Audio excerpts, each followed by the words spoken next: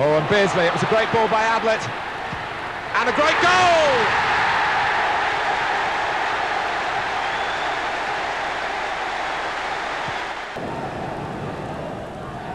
Nielsen.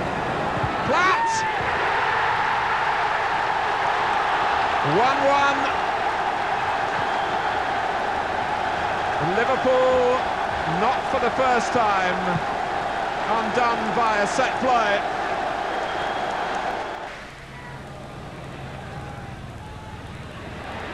Nicely timed, the overlap from Ablett. Barnes, Price first to him again. With as much strength as he can muster. Oh my word! What can you do about that? Absolutely nothing.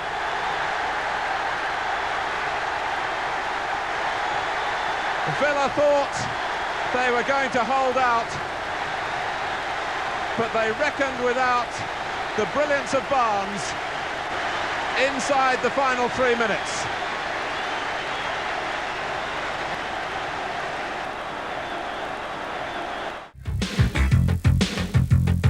It's always tough between these two, as this challenge on Tottenham's Paul Stewart by Tony Adams illustrates.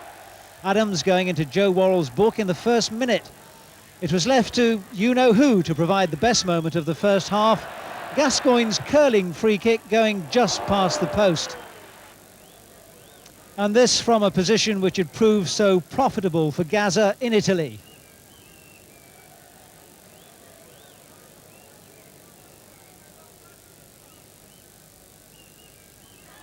The referee was called upon once again after everyone at Highbury wearing red thought the Gunners should have had a penalty. Following some neat interplay, Paul Davis fell spectacularly in the box. Mr. Worrell wasn't buying the theatricals though, so nothing doing, and in the end, Spurs and Paul Gascoigne, who was substituted by Terry Venables, had to settle for their second goalless draw of the week. Newly promoted sides often make an early season impact, and Leeds are rapidly falling into this category. A sweeping move started by their goalkeeper John Lukic, Gary Speed's cross and Varadi's nod on, and there was Lee Chapman to give United a tremendous start after 13 minutes. And they went further ahead 8 minutes before half-time when attempts to clear their lines by the Norwich defenders failed, and Gary McAllister's back header found Chapman for his second of the afternoon. Leeds possess a dangerous twin strike force, and the other half of it, Imre Varadi, finished off Norwich following a poor back pass by Mark Bowen. 7 points out of 9, and the glory days might be on the verge of returning to Elland Road.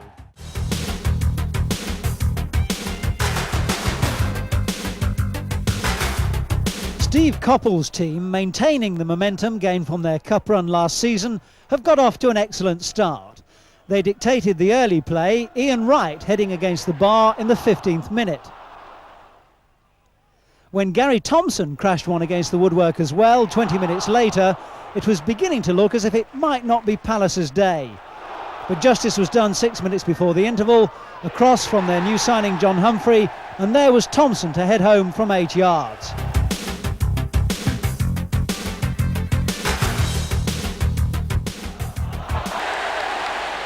Such an athlete, poor Lake.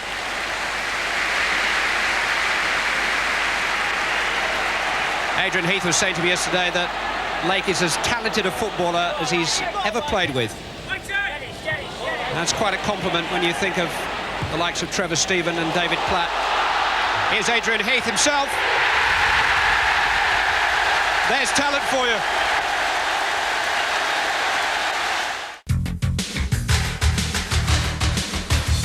Sunderland dominated the early play and took the lead. Following Gordon Armstrong's mazy dribble, Gary Owers caught United flat-footed. It was no more than they deserved, and they held their more illustrious and expensive rivals at bay until the 70th minute, when Brian McClare's header from Beardsmore's nod back was right on target to equalise for United.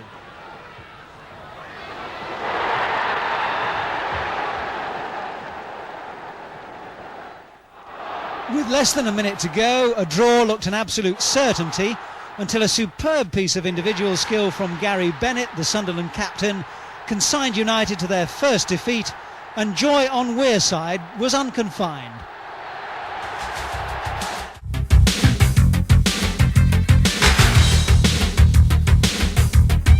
No score in the first half, but the fireworks began early in the second period when Kevin Gallagher was brought down by Brian Laws with the goal in sight.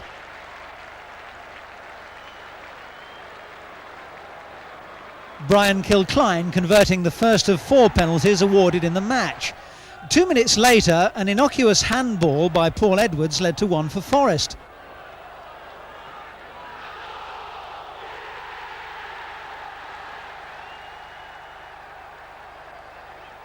And up stepped Nigel Jemson to convert his second spot kick in 3 games.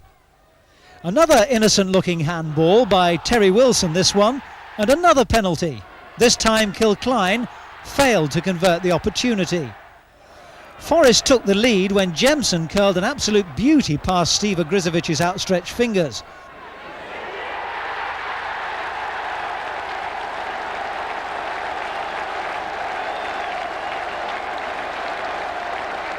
(2-1) to Forest, and Jemson's third of the season.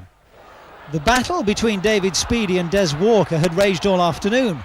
The Scottish striker had the last word when the referee ruled that Walker had handled his shot. The England defender protested vehemently and may well have had a point. Brian Burrows buried the kick and the spoils were shared.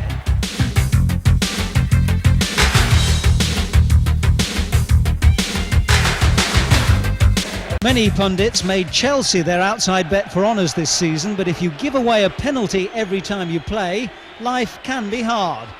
It certainly was for David Lee, as his handball after 30 seconds was the third penalty surrendered by Chelsea in as many games, and Lee's second in 5 days. The Rangers striker Roy Wegerle enjoyed hitting the target from 12 yards against his old teammates. Chelsea could have got back into the game when their new signing Andy Townsend was upended in the box, but Kerry Dixon made a complete hash of it and Rangers won 1-0.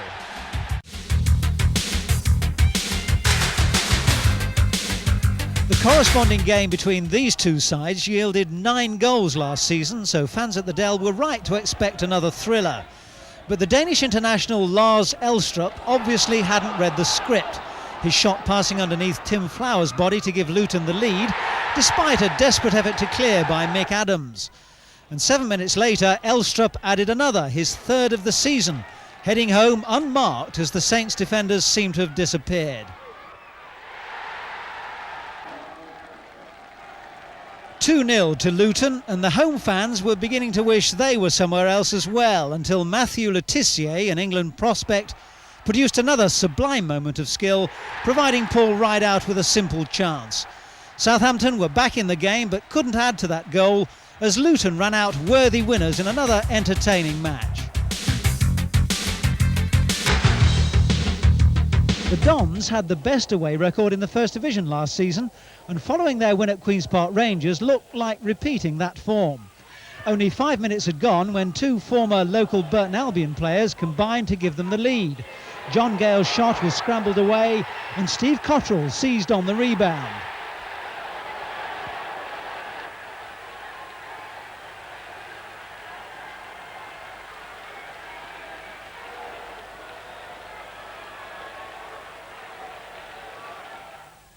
To be honest, it wasn't the greatest of games, but when Paul Williams was brought down in the box midway through the second half, Derby had a chance to equalise. Hans Sagers can consider himself fortunate not to have received his marching orders for what looked like a deliberate professional foul. Dean Saunders almost fluffed the penalty, but his kick went through Sagers' hands and a point was saved.